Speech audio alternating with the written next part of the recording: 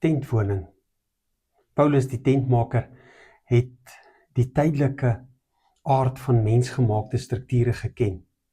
Vir iemand wat tente gemaak en waarskynlik herstel het, het hy al hulle foute en geneigtheid tot slytasie geken. Dis nie moeilik vir hom om die verband tussen tent en sterflikheid te trek nie. Ons sien, wanneer ons in 2 Korintiërs 5 vers 1, ons weet dat wanneer ons aardse woning, wat maar 'n tent is, afgebreek word, ons 'n vaste gebou in die hemel het.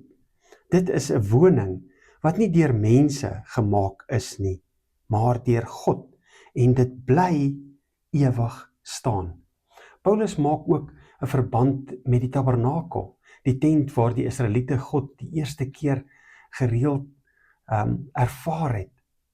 Soos die tente wat Paulus gemaak het, sou hierdie aardse huis van God uiteindelik afgebreek en vernietig word. Maar die gees en die hemelse, waar God eintlik woon, dis sal voortleef.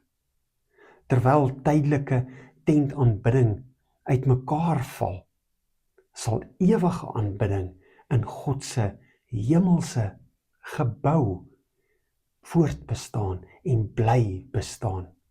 Paulus konstateer die kuns van tent maak en die pragtige aanbiddingsplekke van God met God se werk, wat onverganklik is. Op die oomblik sou ons 'n gebou van God wat vir ons wag, die ewige, wat moontlik gemaak is deur die offer van Jesus Christus. Hy beklemtoon dat ons ewige werklikheid ons intussen moet transformeer. Maar of ons hier woon, of daar woon, ons het net een wens, en dit is om te lewe soos hy dit wil. Terwyl ons wag, hoef ons nie met verlange te leef nie. Ons hoef nie te ontsnap nie. Ons kan vir hom leef en die nuus versprei dat sy koninkryk, dat God se koninkryk het naby gekom. Tot dan het God vir ons iemand gegee wat ons vertroos, die Heilige Gees.